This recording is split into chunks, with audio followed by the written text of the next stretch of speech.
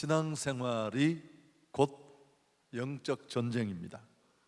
왜냐하면 우린 예수를 믿자 말자 사망에서 생명으로, 그리고 우리는 마귀의 종에서 또 그리스도의 아들로 우리의 영적 신분이 바뀌었습니다. 그렇기 때문에 악한 세력들의 도전을 우리는 피할 수 없습니다. 바로 이것이 영적 전쟁의 기본이라고 할 수 있습니다. 엄연히 날마다 우리 삶의 여정에 이어지는 전투인데, 많은 사람들은 생존 경쟁은 알지만 영적 전쟁의 실상을 놓치고 사는 경우가 많습니다.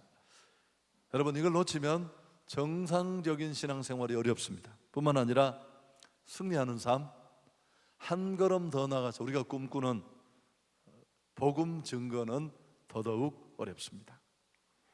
선한 목자 되신 우리 주님은 양으로 생명을 얻게 하고 또 더 풍성히 누리게 하기를 원하십니다. 그렇지만 마귀는 요한복음의 말씀처럼 도적질하고 죽이고 멸망시키려는 것뿐입니다. 그래서 우리는 항상 껴서 이 전투에 대비해야 합니다. 매번 인용합니다마는 베드로전서 5장 8절 이하에 보면 근신하라 껴라, 너희 되정마귀가 우는 사자처럼 두루다니며 삼킬 자를 찾나니 너희는 믿음을 굳게 하여 저를 대적하라. 그렇게 말씀하고 있습니다.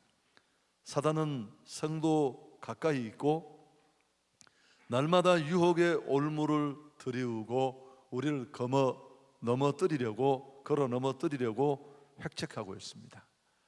그저 악령에 붙들린 사람만 이런 상황에 있다고 생각하면 크게 잘못입니다. 상담 심리학자이고 또 내적 치유의 권위자라고 할 수 있는 닐 앤더슨이라는 교수가 있습니다. 탈보 신학교에서 가르쳤는데요, 이분은 사단의 멍에로부터 완전히 자유로운 신자는 전체의 15%밖에 되지 않는다, 그렇게 얘기를 했습니다. 한번 들어보시죠. 전체 신자 중에, 성도 중에 약 65% 정도는 겉보기에는 아무 문제가 없어 보입니다. 너무너무 자유롭게 정상적으로 보여지는데 사실은 속으로는 정욕, 시기, 탐욕, 증오, 또 배교 같은 이런 문제로 날마다 갈등하고 있다고 합니다. 이것도 영적 전쟁인데 내 속에서 일어나니까 별로 관심도 없이 그렇게 정상인 듯 살아간다는 겁니다. 원수가 불화살로 나쁜 생각을 계속 쏘아 붙이는데도 전혀 자신은 깨닫지도 못하고 내 안에서 일어나기에 내 생각으로 착각하며 살고 있다고 합니다. 그렇지만 여전히 영적 전쟁에 휘둘리는 대상이라고 말합니다. 또 나머지 15%의 사람들은 영적 전쟁의 실상을 어느 정도 알고 있는데 우울증, 지나친 염려, 편집증, 증오심, 또 갖가지 무슨 중독들, 이런 것들에 사로잡혀서 고통받고 있다고 했습니다. 이건 역시 영적 전쟁의 악영향을 받고 있는 사람들입니다. 나머지 5%의 사람들은 완전히 귀신에게 붙들려서 음성을 듣고 조종을 받는, 성경에 나타난 예를 든다면요, 그라사의 귀신 들린 사람처럼 그렇게 살아가는 사람들이라고 했습니다. 여러분, 얼핏 들으면 이 주장은 좀 심한 것 같고 또 좀 더 생각해 보면 너무 허무맹랑한 통계나 주장이 아닌가, 그런 생각을 할 수 있습니다. 여러분, 좀 더 생각해 보십시오. 예수님이 친히 선택한 12명의 제자들 중에도 한 명은 완전히 끌려갔고 한 사람도 그 영향권 아래 있었습니다. 어찌 한 사람뿐이었을까요? 성경의 여러 가지 정황들을 보면 우리가 육체를 가지고 이 세상에 살아가면서 죄를 짓는 한 우리 그 누구도, 어떤 누구도 완전히 이런 영적 공격으로부터 자유로울 수는 없습니다. 마귀에게 끊임없이 우리는 틈을 제공하고 또 그 틈 때문에 공격받고 휘둘릴 수 있습니다. 특히 제가 우리 이 공동기도 팀에게 한번 정말 마음이 아픈 사람들, 마음이 상한 사람들을 위해서 기도해 달라고 이야기했는데 김주만 목사님이 원래 말을 잘 듣지 않습니다만 오늘 뜨겁게 기도했지만 내가 농담으로 하는 얘기고요. 우리 모두는 상처를 가지고 있습니다. 뭐 별것 아닌 것처럼 생각하지만 그래서 그런 것들이 마귀의 통로가 되고 우리를 넘어지게 하고 예상 외의 큰 피해를 가져올 수 있습니다. 마음의 평화도 빼앗아 가고 또 우리를 고통스럽게 하고 관계도 무너뜨립니다. 그렇지만 가장 무서운 것은 사단에게 틈을 제공한다는 사실입니다. 그래서 이런 틈을 제공해서 우리가 무너지고 상심하게 되면 우린 예수 그리스도의 강한 군사로 적극적으로 일하기에 힘들어집니다. 건강한 그리스도인이 될 때 우린 이런 영적 전투를 슬기롭게 또 힘있게 이끌어갈 수 있습니다. 딘 셔만의 영적 전쟁에 관한 책을 읽어보면 우리가 받는 많은 상처 중에 빼내놓을 수 없는 것 중에 하나가 권위의 인물들에게서 우리가 상처를 받는다고 합니다. 상처는 상처받은 그 사람과 또 그 사람 주변에 있는 권위의 인물들과의 관계 속에서 상처가 많이 만들어진다고 했습니다. 여러분, 이 딘 셔만이 말한 권위의 인물들은 하나님을 대리하고 있는 경우가 대부분인데 아버지가 바로 그런 대표적인 인물이라고 말합니다. 부모는 자녀를 양육하면서 내가 낳았고 내 자식이고 내가 너무너무 사랑하고 등록금도 대주고 용돈도 주고 그러니까 난 좀 심하게 해도 내 아이는 내게 전혀 문제가 없고 상처가 되지 않을 것이라고 생각을 합니다. 그러나 전혀 그렇지 않습니다. 여러분, 똑같이 상처를 받아요. 사람은 너무너무 약하고 조금씩 개인 차이는 있지만 그 상처는 치료되지 않는 한 고스란히 남아있다는 사실입니다. 상처 주는 부모를 통해 결국 그 상처가 아물지 않으면 사단의 영이 그 상처로 역사하게 됩니다. 무엇보다도 이건 우리가 잘 알고 있는 내용인데 왜곡된 권위에 대한 이미지가 깊은 신앙으로도 나아가지 못하게 합니다. 하나님이 아버지라는 이 개념이 연결이 안 되는 거죠. 우리 아버지는 너무너무 나쁜 사람이고 끝까지 나를 짓밟았고 내 인격을 무시했다는 이런 상처가 차곡차곡 아버지라고 부르고 선물도 해드리지만 내 안에 누적되어 있는 사람은 이게 하나님과의 관계 속에서도 깊이 신앙 안으로 들어가지 못하게 하는 그런 결과를 가져오기 때문에 그렇습니다. 여러분, 제가 한 가지 예를 들었습니다. 그리고 우리 모두 자유롭지 않다는 얘기를 좀 드리고 싶었고요. 마귀가 공격하는 틈은 상처 상한 마음만이 아닙니다. 불신앙도 타겟이 됩니다. 신앙인의 반열에 서 있지만 하나님에 대한 신뢰와 순종이 없는 마음, 언제든지 사단의 첫 번째 공격 대상입니다. 가나안을 정탐했던 10명의 정탐꾼, 그들은 2명의 정말 믿음으로 상황을 바라보았던 정탐꾼들과는 다른 보고를 하지 않았습니까? 그들은 불신앙으로 가나안 땅에 들어가지 못했습니다. 또 두려움도 마찬가지입니다. 가장 위험한 틈을 제공하는 것 중에 하나가 두려움입니다. 나는 상관없을 것처럼 보이지만 불의 사자요 능력의 사자였던 엘리야도 갑자기 이세벨을 두려워하면서 자포자기했던 적이 있습니다. 디모데후서 1장 7절에 보면 하나님이 우리에게 주신 것은 두려워하는 마음이 아니오 오직 능력과 사랑과 절제하는 마음이니. 오늘 상황이 그러할지라도 지나치게 두려워한다면 내려놓을 수 있기를 바랍니다.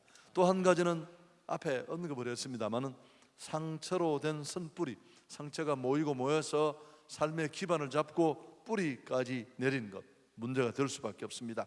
죄책감도 마찬가지입니다. 심각한 죄를 짓고 나면 우리는 이 죄책감의 포로가 되어서 역시 이런 건강한 자리로 영적 싸움을 싸우는 군사로 나아갈 수 없습니다.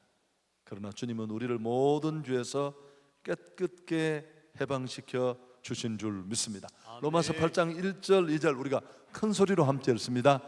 그러므로 이제 그리스도 예수 안에 있는 자에게는 결코 정죄함이 없나니 이는 그리스도 예수 안에 있는 생명의 성령의 법이 죄와 사망의 법에서 너를 해방하였습니다. 아멘. 여러분, 우리가 이런 모든 것들을 던져버리고 건강해야 자신도 살고 남도 살릴 수 있습니다. 이제 남은 시간 동안에 오늘 전도와 영적 전쟁 마지막 시간인데, 하나님은 우리에게 모든 것을 이길 수 있는 은혜와 힘을 주셨습니다. 그래서 오늘 영적 전쟁에 승리할 수 있는 비결을 이 본문 속에서 한번 간략하게 찾아보겠습니다. 7절 우리가 같이 한번 읽습니다. 그런즉 너희는 하나님께 복종할지어다. 마귀를 대적하라. 그리하면 너희를 피하리라. 우리가 이런 여러 가지 상처 조각에 둘러싸여 있습니다마는 영적 전쟁에서 승리하는 첫 번째 비결은 하나님께 복종하고 순복하는 것입니다. 여러분, 이 복종하다는 이 단어는 문자적으로 그대로 풀어내면 자신을 더 낮은 위치에 둔다, 그런 뜻이 있습니다. 단순히 하나님이 우리에게 복종을 요구하는 것보다 네가 피조물로서 너의 한계를 알고 철저히 자신을 낮추라는 경고입니다. 이게 영적 전쟁의 승리를 시작하는 첫 번째 단초입니다. 여러분, 우리는 우리의 대적인 영적 대적과 싸우기 이전에 먼저 하나님께 복종하고 또 겸손한 마음으로 우리는 이 전투를 시작해야 합니다. 앤드류 머레이의 겸손을 여러 번 여러분에게 말씀드린 기억이 있습니다마는 겸손이, 성경적인 겸손은 인간이 자신의 한계를 알고 그 한계와는 견줄 수 없는 하나님의 크고 놀라우심을 제대로 알았을 때, 그때 다소곳하게 나오는 자세, 그게 바로 겸손입니다. 우리는 하나님께 겸손해야 할 줄 믿습니다. 아멘. 그래야 그 겸손한 자리로, 그 낮은 곳으로 끊임없이 하나님의 은혜가 흘러넘쳐요. 성 어거스틴이 그래서 제자들이 물었습니다. 선생님, 신앙생활에 승리하는 비결이 뭡니까? 어거스틴이 뭐라고 대답했을까요? 첫째는 겸손입니다. 둘째도 겸손입니다. 셋째도 겸손입니다. 야고보서 4장 6절에 더욱 큰 은혜를 주시나니 그러므로 일러시되 하나님이 교만한 자를 물리치시고 겸손한 자에게 은혜를 주신다 하였느니라. 여러분, 롱런하고 끝까지 하나님 도움 받는 일은 너무너무 간단해요. 겸손하면 돼요. 그러면서 아닌 척 위장하는 게 겸손이 아닙니다. 빵 하나 남았는 거 끝까지 먹고 싶은데 안 먹였다고 너 먹으라고, 그게 겸손이 아니에요. 아무리 내가 주목받고 사람들이 나를 중요하게 여겨도 내가 나를 알고 크신 하나님을 바라보면서 나의 연약한 자세를 지키는 것. 할렐루야. 그랬잖아요. 사막은 정말 비가 내리지 않는 곳인데, 근데 딱정벌레 같은 기생충들 또 곤충들이 살아간다 그랬죠. 어떻게 산다고 했습니까? 한밤중에 내리는 이슬, 그 이슬, 그 바짝바짝한 등에 맺힌 그 이슬을 이렇게 엉덩이를 위로 들고 물방울을 흘러내려서 그 이슬을 먹고 산다고. 겸손하면 살 길이 있습니다. 여러분, 너무너무 간단해요. 근데 우리는 죄성을 여전히 가지고 있어서 조금만 하나님이 우리를 3칸만 올려주시면 내가 어떻게 여기까지 왔는지를 잊어버려요. 이번 주간에 모임이 있어서 식당에 갔는데 그 집이 유명한 맛집이에요. 딱 들어가니까 이 주인 얼굴에 교만이 쫙 걸려져 있어요. 곳곳에 예약석이 쫙. 제가 창 쪽으로 갔더니만 저쪽으로 가세요. 구석에 컴컴한 자리로 저를 인도했습니다. 여러분, 오래 갈 것 같지 않았습니다. 사람도 싫어하고 다 싫어요. 정말 롱런하는 집은 그렇지 않습니다. 늘 성공한 주인들이 식당 프로그램에 나와서 뭐라고 말합니까? 너무너무 환한 얼굴로 똑같은 멘트를 날려요. 우리 집에 와서 밥 먹는 손님들께 너무 감사한다. 나는 재료를 아끼지 않습니다. 먼 곳까지 찾아와서 식사해 주신다는 그 한 가지 사실만으로 너무너무 행복하다고. 그러면서 돈은 다 받아가시거든요. 여러분, 정말 그분들은 순수하세요. 손님들이 그 음식을 먹으면서 그걸 다 하는 거예요. 1, 2년 손님 온다고, 예약석이 꽉 준비되어 있다고. 여러분, 그건 사람이 봐도 이미 끝이 보이는 것입니다. 끝까지 잘 사는 길도, 승리하는 길도 겸손인 줄 믿습니다. 다윗은 축복의 날에 가장 낮은 자리에서 주밖에는 나의 복이 없습니다. 하나님이 내게 이런 큰 은혜를 주셨는데 내가 목동이라는 걸 너무너무 잘 알고 있거든요. 이게 어쩌다가 된 일이 아니라 주의 은혜가 나를 여기까지 밀어 올렸다는 걸 아니까. 아멘. 다윗은 실수도 하고 화물도 많았어요. 그러나 하나님은 그를 손에 잡고 끝까지 함께하실 수 있었습니다. 북미에서 제일 높은 산이 맥켄리라는 산인데요, 우리나라와 이 산은 깊은 인연이 있습니다. 한국의 많은 유명한 등반 대원들이 이 산을 등반하다가 죽었어요. 뭐 고상돈 씨가 대표적인데 산 높이는 6,500m입니다. 여러분, 이상한 것은 8,000m가 넘는 세계 최정상을 정복한 사람들이 왜 여기서 이렇게 많이 죽었을까요? 산을 얕본 거죠. 세계 최고의 산도 내가 갔다 왔는데, 여러분, 교만하면 사람도 싫어하지만 그건 또 며칠 견디면 돼요. 그러나 하나님이 등 돌리시면 우리는 뭐 영적 전쟁이든 생존의 전쟁이든 그 모든 것들이 어려워질 수 있습니다. 자, 두 번째, 더 중요한 건, 자, 7절을 다시 한번 읽어볼까요? 그런즉 너희는 하나님께 복종할지어다. 두 번째는 마귀를 대적하라. 그리하면 너희를 피하리라. 하나님께 복종하는 겸손이 첫 번째 영적 전쟁의 승리를. 그래 하나님의 지원을 등에 업고 우리는 마귀와 일전을 불사할 수 있습니다. 시작이 하나님 앞에 납작이 엎드려 겸손한 겁니다. 그리고 또 한 가지 순종해야 할 것은 원수 마귀를 대적하는 것입니다. 이 두 가지는 길게 말할 수 없습니다만은 맞물려 있습니다. 마귀가 주로 하는 일이 뭡니까? 하나님의 말씀을 거역하고 우리의 교만을 부채질하고 충동질해서 하나님의 은혜의 장으로부터 우리를 완전히 밀어내 버리는 겁니다. 아담과 하와 대표적인 케이스 아니겠습니까? 확신 없이 흔들릴 때 우왕좌왕하게 해서 결국은 그 축복의 에덴으로부터 쫓겨나 실낙원하게 했습니다. 우리의 조상이 그런 결과를 가짐으로 우리 모두가 그 해를 입고 있지 않습니까? 성도는 그래서 겸손으로 무장하고 피 흘리기까지 싸워야 합니다. 적에게 등을 보이는 것은 죽음을 의미합니다. 정욕은 피해서 이기지만 사단은 대적하여 이길 수 있습니다. 철로 역정에 보면 기독도의 갑옷을 입은 무장의 모습을 존 번연이 그리면서 성경을 얼마나 정확하게 그가 꿰뚫어 보고 있는가를 알 수 있는데요, 뒤에는 갑옷이 없어요. 물러나서 돌아서면 그건 끝이에요. 그냥 여러분, 끝까지 우리는 피 흘리기까지 싸워야 할 줄 믿습니다. 아멘. 앞에 베드로전서 5장 8절 읽었지만 다시 한번 볼까요? 건세나라 깨어라, 너희 대적마귀가 우는 사자같이 두루다니며 삼칠자를 찾나니. 같이 읽습니다. 너희는 믿음을 굳게 하여 저를 대적하라. 사단이 저질러 놓은 문제는 우리 삶의 곳곳에 만연합니다. 호시탐탐 침투의 기회를 노리고 갖가지 조각들로 우리를 삼키려고 두루 찾고 있습니다. 그래서 우리의 싸움은 공중 권세 잡은 자와의 싸움입니다. 여러분, 막 목사와 성도의 싸움이 아니에요. 교회 안에서 나와 의견이 다른 사람과의 싸움이 아니에요. 오늘 한국 교회가 헤매는 이유가 여기에 있습니다. 정말 싸워야 될 공동의 적은 아랑곳하지 않고 나와 생각이 조금 다른 사람.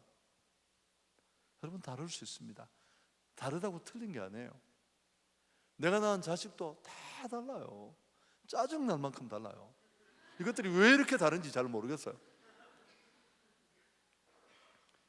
혈과 육이 아니라 우리가 정말 싸워야 할 것은 공중 권세 잡은 자들과의 싸움입니다. 사실 이 뒷부분을 읽어보면 이제 우리가 하나님께는 겸손하게 머리를 숙이고 마귀와는 맞붙어서 일전을 불사해야 되는데 그 싸움의 실제적인 방법이 세 가지 나옵니다. 좀 복잡한가요? 제가 정리만 하고 마치려고. 첫째, 앞에 이미 얘기했습니다만 하나님을 가까이 하는 것입니다. 8절 읽습니다. 하나님을 가까이 하라. 그리하면 너희를 가까이 하시리라. 하나님께 가까이 나아가는 것, 이게 비기독인과 기독인을 구별하는 큰 특징입니다. 사람은 가까운 쪽에 영향을 받을 수밖에 없습니다.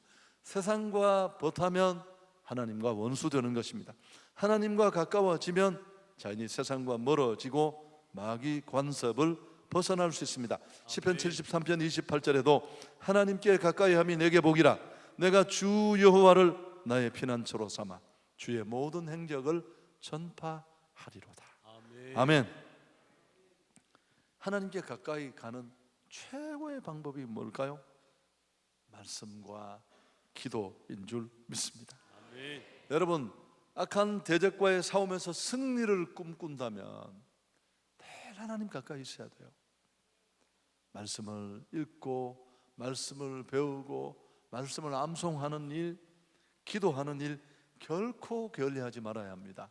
아멘. 제가 지난 주간이구나, 어떤 분이 모임을 만드셨어요. 거기 누가 왔느냐 하면 우리 교회도 집회를 왔습니다. 장경철 서울여대 그렇게 설교 잘하는 장경철 교수님도 함께 와서 이제 우리가 모임을 만들어서 자주 얘기도 하자.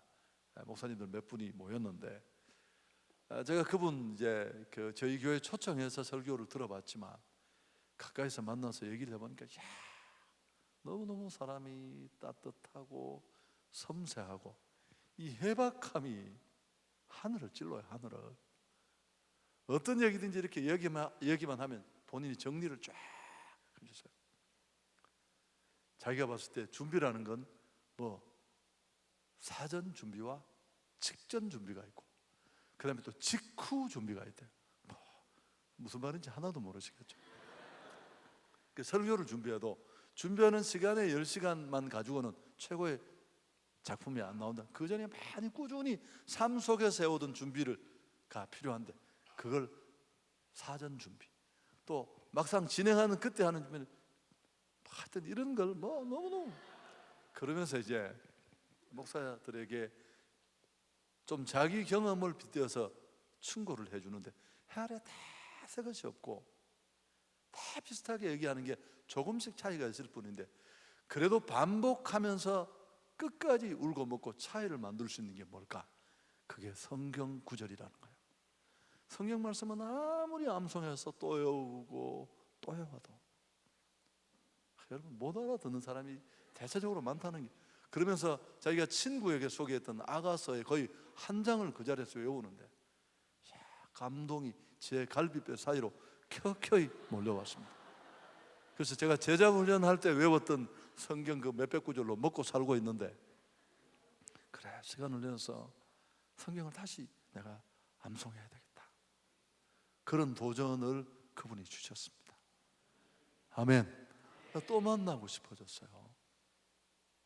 멀리서 볼 때는 약간 사람이 차갑게 보이고 그랬었는데 여러분, 하나님 말씀을 가까이 했으면 좋겠습니다.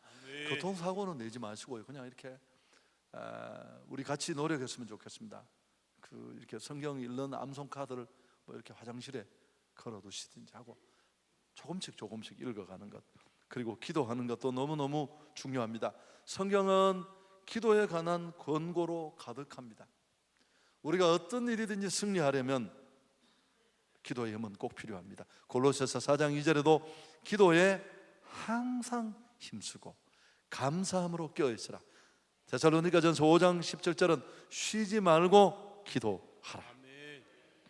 여러분, 생명과 같습니다. 기도는, 스펄전은 이렇게 말했습니다. 기도의 중요성에 대해서, 나는 이 우주에 성령 다음으로 가장 효율적으로 영적 능력을 발휘하는 것이 기도라고 믿는다. 이보다 더 깊이 확신하는 것은 내게 없다. 먹거나 숨 쉬지 않고 산다는 것은 도무지 생각할 수 없는 일이듯이 기도하지 않고 산다는 것이 그러하다. 나는 성령 다음으로 가장 효율적인 영적 능력 발휘의 통로가 기도라고 믿는다. 이보다 더 확신할 수 있는 건 없다. 먹지 않고 숨 쉬지 않고 산다는 게 말도 안 되듯이 기도하지 않고 산다는 것이 기독인에게 그러하다는 겁니다. 아멘. 아멘. 여러분, 다 치열하게, 다 간절히 기도했으면 좋겠습니다. 오늘 밤, 이 밤도. 자, 두 번째, 하나님과 가까이 하는 게 시작이고, 두 번째는 8절 뒷부분 우리가 같이 읽습니다. 빨갛게 된 부분. 죄인들아 손을 깨끗이 하라. 두 마음을 품은 자들아 마음을 성결하게 하라. 영적 전쟁에 승리할 수 있는 또 한 가지 능력은 선결입니다. 여러분, 거룩이 가장 큰 힘이에요. 삼손이 엄청난 힘이 있었지만 나귀 툭뼈로 블레셋 사람 1000명을 때려 눕힐 수 있었지만 거룩을 잃어버렸을 때 그는 무너졌습니다. 성결하지 않는 자는 영적 전투를 승리로 이끌지 못합니다. 사단은 죄를 타고 역사하기 때문에 그렇습니다. 그래서 우리는 가난하더라도 거룩하게 살겠다는 결단이 우리에게 필요한 줄 믿습니다. 거룩한 삶을 살면 사단은 우리 삶에 쩐할 수 있는 거점을 상실하게 됩니다. 손만 잘 씻고도 병의 대부분을 예방할 수 있대요. 저는 이런 면에서는 아주 잘합니다. 제가 피부가 여성 피부 같아서 여기를 이렇게 만져도 살감만 닿아도 살이 따가워서 손을 수시로 거의 한 10분 간격으로 씻어요. 여러분이 좋아하지 않아서 그만 이야기하겠습니다. 그래서 가난하더라도 거룩하게 살겠다는 마음으로 결단할 수 있기를 축복합니다. 한 걸음 더 전전하면 예수를 제대로 믿는 신앙인이 되어야 합니다. 종교인이 아니라. 한국 기독교를 급격히 몰락시킨 이유가 여기에 있습니다. 한국 교회는 더 뜨거운 교회가 아니라 다 거룩한 교회가 됩니다. 진리로, 정말 삶으로 자기 고백과 신앙대로 살아내는 거룩한 예수의 사람들이 필요합니다. 아멘. 여러분, 그렇게 살면 간증과 축복이 넘칩니다. 예수 잘 믿는 사람이 덤으로 사는 축복이 뭐냐 하면 후회 없는 인생이에요. 내 삶을 돌아보면 후회하는 사람은 맨날 다시 한번 살고 싶죠. 그 이야기를 들으면 소름이 오사오사 끼칩니다. 다시 살면 그렇게 살자. 내 실력으로 전혀 살 수 없는 길을 하나님이 풀어주시고 당겨주시고 밀어주셔서 고개하듯 여기까지 왔는데 누가 봐도 다 알아요. 그걸 누가 다시 산다고 이야기하면 너무너무 끔찍하죠. 여러분, 왜 후회가 없습니까? 그렇게 살 자신이 없었고, 더 긍정적으로 말하면 나와 함께 하신 하나님의 그 은혜가 너무너무 크고 그 은혜 안에 있는 내 삶이 아름다웠기 때문에 그렇습니다. 아멘. 이럴 때는 아멘을 크게 하면 좋을 텐데. 아멘. 아멘. 여러분, 이런 후회 없는 삶이 우리 온 성도들에게 이어질 수 있기를 축복합니다. 이제 제일 마지막 중요한 부분, 예수의 복음을 전해야 합니다.